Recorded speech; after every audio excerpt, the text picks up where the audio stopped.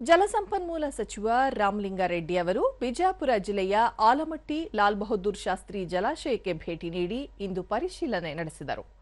ಇದೇ ವೇಳೆ ಜಲಾಶಯ ಬಳಿ ರೈತರ ಅಹವಾಲು ಆಲಿಸಿ ಸಮಸ್ಯೆಗಳಿಗೆ ಪರಿಹಾರ ಕಂಡುಕೊಳ್ಳುವ ಭರವಸೆ ನೀಡಿದರು. ಬಳಿಕ ಜಲಾಶಯ ಬಳಿ ಇರುವ ಪಾರ್ಕ್ ವೀಕ್ಷಿಸಿದರು. ಈ ಸಂದರ್ಭದಲ್ಲಿ ಶಾಸಕರಾದ ಶಿವಾನಂದ ಪಾಟೀಲ್, ಅಪ್ಪಾಜಿ ನಾಡಗೌಡ, ಜಿಟಿ ಪಾಟೀಲ್, ಉಮೇಶ್ ಮೇಟಿ ಸೇರಿದಂತೆ ಹಲವರು ಉಪಸ್ಥಿತರಿದ್ದರು.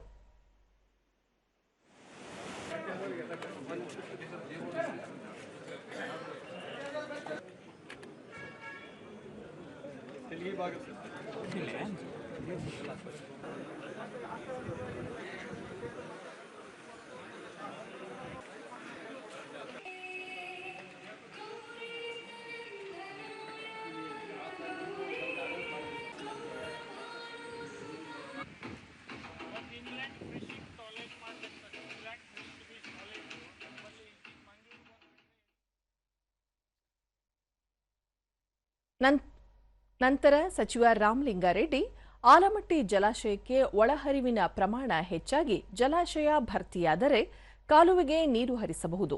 ರೈತರು ಒಂದು ವೇಳೆ ಬೆಳೆ ಬೆಳೆಯಲು 67 ಟಿಎಂಸಿ ನೀರು ಅಗತ್ಯವಿದ್ದು, ಸದ್ಯ ಜಲಾಶಯದಲ್ಲಿ 20 ಟಿಎಂಸಿ ನೀರು ಇದೆ.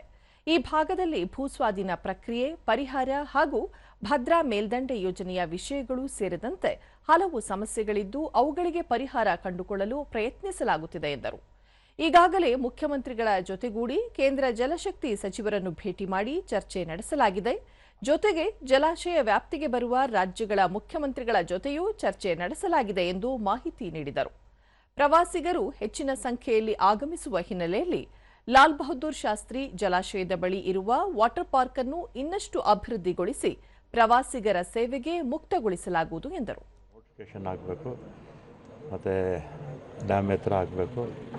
ಗೇಟ್ಸ್ ಮತ್ತು 130 ಟಿ ಎಮ್ ಸಿ ನಮಗೇನು ಅಲೋಕೇಶನ್ ಆಗಿದೆ ಅದನ್ನು ಸದುಪಯೋಗ ಮಾಡ್ಕೋಬೇಕು.